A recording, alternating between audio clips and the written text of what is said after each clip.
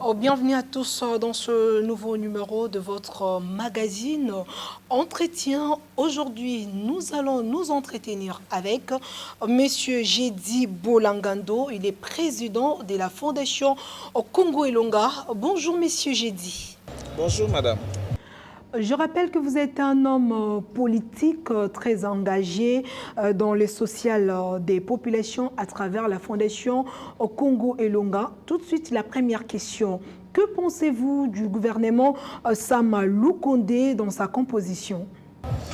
Non, la première des choses, nous voulons ici remercier les chefs de l'État parce que les Congolais ont entendu pendant longtemps. Finalement, le gouvernement est là. Et donc, nous félicitons les chefs de l'État.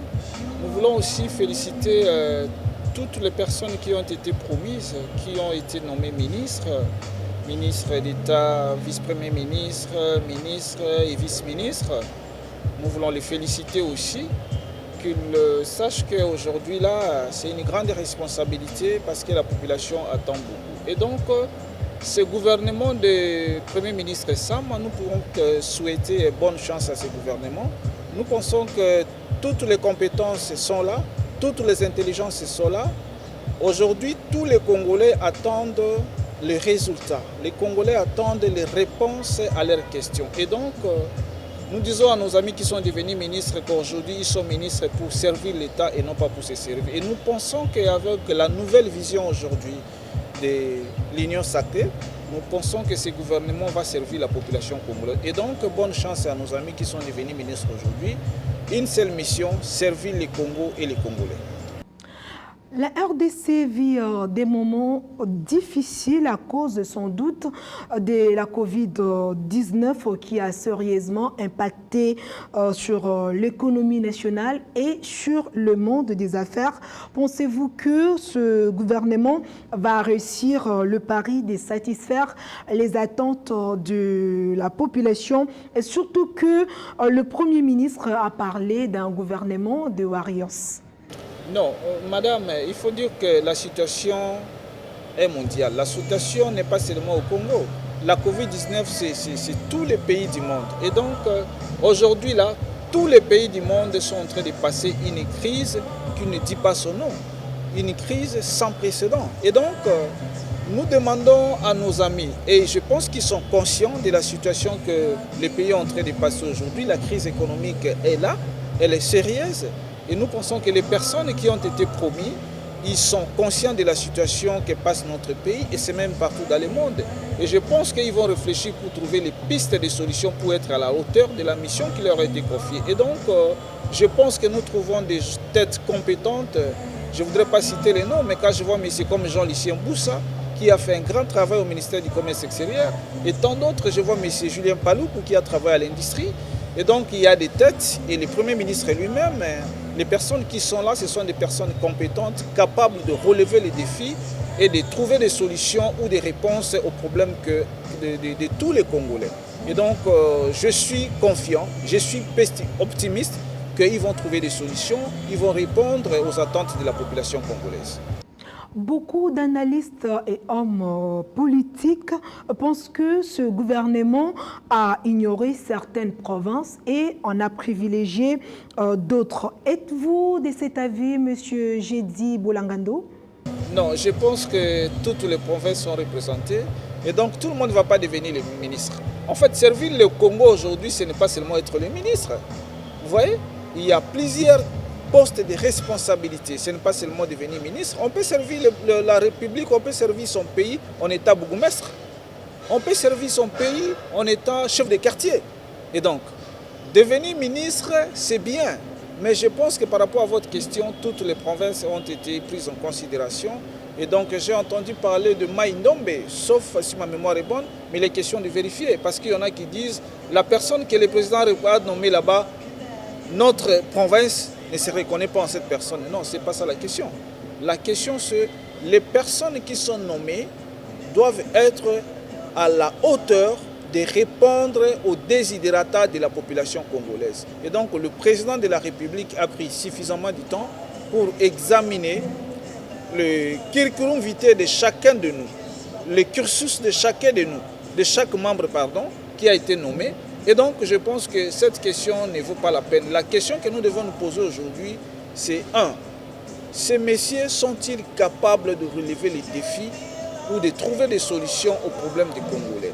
Et nous allons les observer. Généralement, c'est pendant 6 mois qu'on essaie d'observer ou une année qu'on dise telle personne est à la hauteur ou pas. Et donc, cette question de représentation, je pense qu'elle a été prise en compte suffisamment par le président de la République et le débat n'est pas à ce niveau-là. Mais j'ai entendu dire aussi certaines personnes ont introduit les recours ou ont exprimé leur mécontentement au président. Et il n'y a pas qu'à être ministre. On peut être DG, on peut assumer les responsabilités à tous les niveaux pourvu qu'on puisse y servir le pays, pourvu qu'on puisse y servir les Congolais et que les Congolais puissent trouver des réponses à ces questions.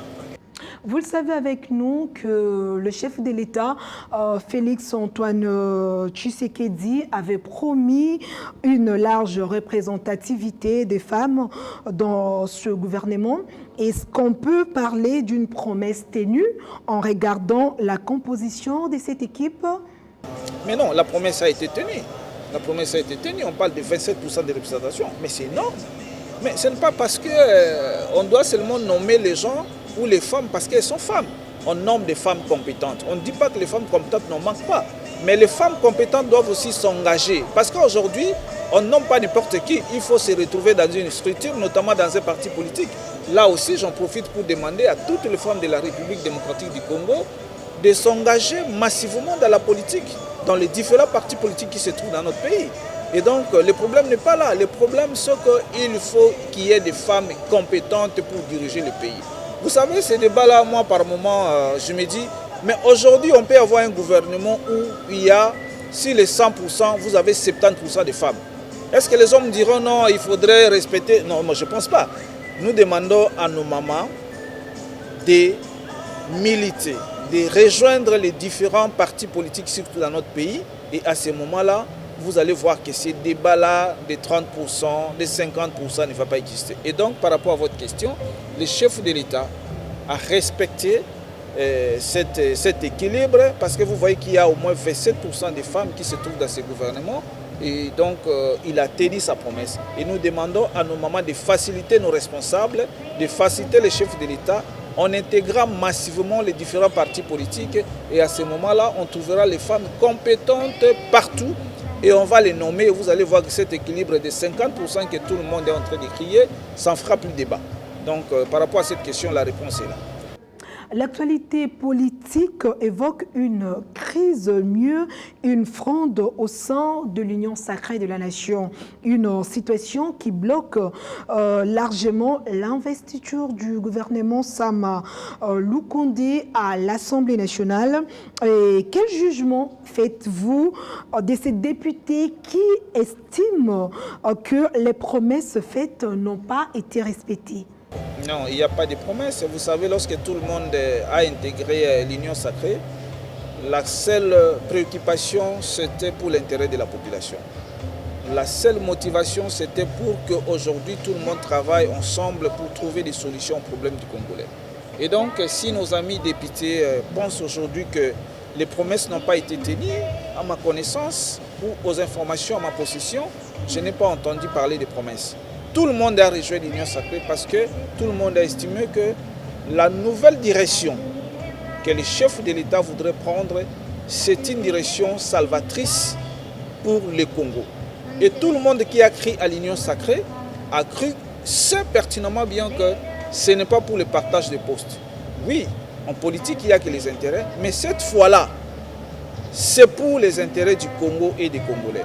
Et moi, je pense que nos amis députés, qui, entre guillemets, révolutionnaires, estiment qu'ils n'ont pas trouvé leur compte et ils doivent bloquer la machine pour ne pas investir le gouvernement, ça sera une faute fatale, tant pour leur vie politique, mais aussi pour le Congo. Et donc, ils n'ont pas intérêt à le faire. Et je pense qu'ils sont suffisamment provenus, ils sont suffisamment routiniers pour qu'ils abandonnent cette voie. Et je pense qu'ils ne vont pas le faire. Et donc, il n'y a pas grogne, il n'y a pas crise, c'est juste des frustrations, c'est normal dans un parti politique ou bien dans la vie politique, c'est normal. Et donc, la situation sera là, mais aussi, quand on fait une révolution, on ne s'attend pas toujours à une butin. Et cette révolution, elle est pour l'intérêt de la population. Et donc, il n'y a pas que devenir ministre. On peut aussi nommer certains députés, des DG.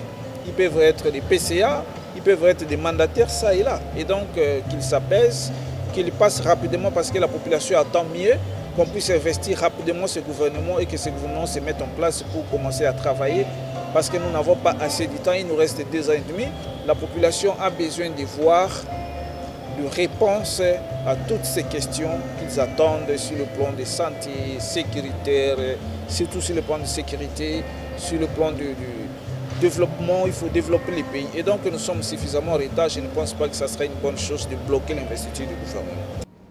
Est-ce qu'avec toutes ces revendications, quel que soit leur objet, peut-on dire que l'Union sacrée est mal partie pour affermir son unité et que ses composantes sont réellement au service du peuple congolais? Non, et c'est à chacun de ces groupes qui a rejoint l'Union sacrée de se poser la question s'ils sont au service de la nation ou pas. Mais je ne pense pas que l'Union sacrée est mal partie. Nous devons donner la chance à l'Union sacrée parce que c'est une vision pour le développement du Congo. C'est une vision où toute la population, la classe politique congolaise a cru à cette vision. Et je demande à tout le monde, à tout acteur politique qui a cru à l'Union sacrée, de faire beaucoup d'efforts pour la réussite. Sinon, cet échec-là, ça sera pour toute la classe politique congolaise qui a cru à l'Union sacrée. Et donc, je pense bien qu'il n'y a pas de crise. Je pense que nos amis doivent comprendre qu'il est temps que nous puissions mettre de côté nos égos, que nous puissions travailler uniquement pour l'intérêt de la population. Donc tout ça, on comprend, mais je pense que la solution sera là et qu'on va trouver des réponses aux problèmes de la population congolaise et pas à nos problèmes à nous. Selon vous, que doit faire le président de la République, Félix-Antoine Tshisekedi, face à ses députés pour leur calmer afin de sauver l'investiture du gouvernement?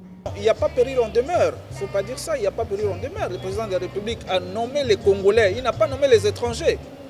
Vous voyez, il a nommé les Congolais, il n'a rien à faire. C'est aux députés de connaître les responsabilités, d'investir le gouvernement. Sinon, ça ne sera pas normal. Le président de la République reste le président de la République. Il a nommé les Congolais pour assumer des postes de responsabilité. Et peut-être demain, ça sera le tour de ceux qui sont en train de revendiquer aujourd'hui. Et donc, moi, je ne vois pas ce que le président de la République doit encore faire. Il a fait son travail comme il faut et on n'aura pas un gouvernement de 100 ministres quand même. Finalement, si on veut satisfaire cela aujourd'hui, les autres diront. Parce que j'ai entendu dire qu'ils sont un nombre de 200. Mais est-ce qu'on aurait un gouvernement de 200 ministres? Je ne pense pas. Et je demande à nos frères, nos amis députés de s'apaiser, qu'on puisse passer rapidement à cette étape pour qu'on puisse travailler pour le pays. Et donc nous sommes tous là pour travailler pour le pays. Nous sommes au service de la nation. Et ceux qui pensent qu'ils doivent bloquer les choses, ça sera un peu malheureux et décevant, et tant pour eux, mais aussi pour cette population-là qui attendent. Parce que la situation, la crise, petit à petit, ça commence à prendre de la place et la population en souffre. Elle a besoin de solutions. Je suis en train d'éviter les députés qui ne prennent pas cette responsabilité.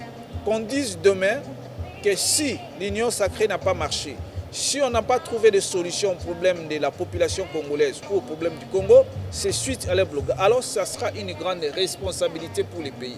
Et je leur demande de ne pas emprunter ce chemin-là, d'endosser la responsabilité des souffrances de la population congolaise. Dernière question avant donc de nous séparer. La campagne de vaccination débute aujourd'hui en République démocratique du Congo.